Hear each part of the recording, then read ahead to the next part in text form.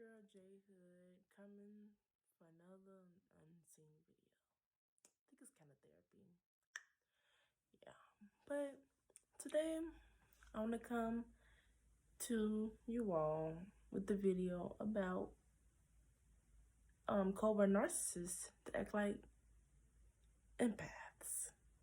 I find this to be very important so people can be more self-aware, because covert narcissists are more dangerous than the other narcissists, because a lot of other people believe them when they say they ain't got no problem. So first, I'm looking at some notes because I ain't no professional. They try to gain your trust. They come in so loving. They do a lot of things for you. They gain your trust. They make it seem like they make it seem like they genuinely care for you. They wear a mask. And once you fall in love with them, that mask fall off. When they gain your trust, you feel like they are an empath. You feel like they are your soulmate.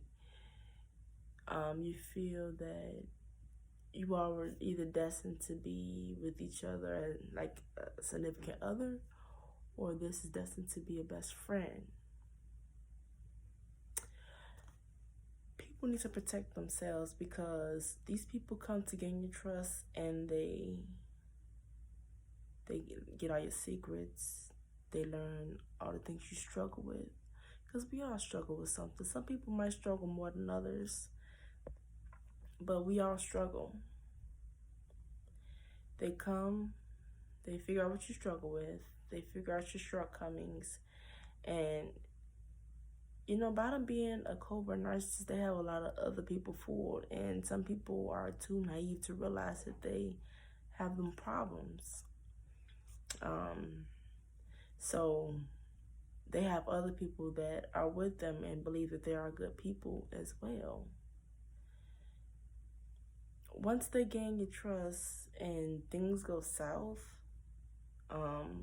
after you done told them all your business, after you done let them inside your life, and they see all the things you go through behind closed doors, they usually take those things and they use it up against you. They use those things it's almost like they sabotage you with your own mess. They get people to gang up on you. In the neighborhood, they have people gang up on you. If it's in a family, they have people gang up on you. They isolate you, basically, and they side with the covert narcissist. Especially if you are over narcissist, or if you struggle with borderline personality disorder or something like that. Because me personally, I think I am overt. I'm self-aware. I didn't have to go to therapy for it, because come on now, as a person, you know how you should operate. But that's a different story for another time. But they get these people to gang up on you, and if you have certain mental issues, it's easy for those other people to believe them and to think that you're the reason why the whole situation is messed up. And yes, you could have played a part in it, but it takes two to tango sometimes. Sometimes it could have just been both of y'all, and sometimes the covert take the story and they twist it up, because once their story is out there, it's hard for you to tell your story. Your story is whatever their story is. So everybody's gonna look at you how they presented you. However the story came out of their mouth, that's what everybody's gonna believe. Especially if you suffer from borderline, if you're overt narcissist, even if you're a psychopath or a sociopath, it would be easier for them to manipulate the situation. Not only that, they also, because of their covert ways, they're able to affect you covertly. They can cause you cognitive dissonance, I believe. Like, it's just a stonewalling, the gaslighting is so big, and it will make you, if especially especially your significant other, in my opinion, because it's easier to get away from a family member than it is a significant other. Well, I don't know. Everybody have their own struggles. Everybody struggle with things differently. But when I was getting gaslighted and stonewalled and had to go through cognitive dissonance with my significant other, he was a covert. It was horrible. You know why? Because me being overt, I react overtly. I will, if you gaslighting me, you manipulating me, trying to make it seem like I'm tripping when I know I'm not, and I'm telling the truth, then I'm gonna act on that. Do I do that? I try not to do that now because I know what power lies in not overreacting or not reacting off of impulse. I'm still learning. I do fail sometimes, but that's another story. But I'll act off impulse. He was able to manipulate me with me having, because of he was able to use my anger against me. And so it's like, oh, this BITC is just crazy. Everybody else see me acting crazy, and he already told the story. Like, the people that is personally in my life, I was able to tell them some things, but my family is just not really that. Yeah, he was able to get in their heads too, in certain ways. I don't know for sure, but I'm not gonna sit down. I'm not saying about family side with him, but that's a different story for another time. But yeah, they turn people against you. They make it seem like you're crazy as hell, and they just the end and say, "Oh, poor me. Oh my God." And then these people are big time victims. They play victim in the whole situation. Like, oh, poor me. I'm the damsel in fucking distress. Like, they're the damsel in distress. When they're the ones causing the issue. The dude was on drugs and every damn thing. But he sure made it seem like I was the one doing wrong. He was stealing from me and everything. And I had a 3-year-old he ain't took care of yet. And I'm the crazy one. Well, I do have my crazy ways. But I'm able to recognize that. I was able to realize that I apologize for those things. And as time goes on, I'm doing better. I'm doing things to better myself, and I keep certain people out of my life that cause me anger. But back to the point, because I don't want to get off the topic and be here forever. But not only will they, basically make you look to be the monster when you're reacting to their covert ways. They gossip your shortcomings.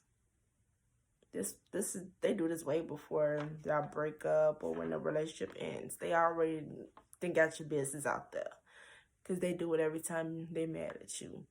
If they think that you cross them, and they always think they're being crossed because they're victims. But whenever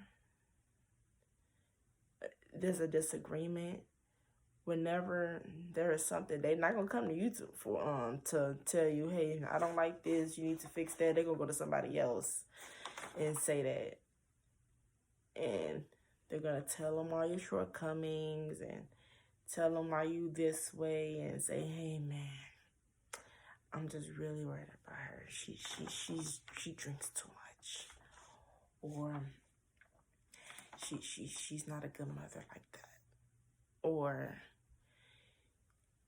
she They just say the crazy shit like she buy too much fast food or the kids stay up too late.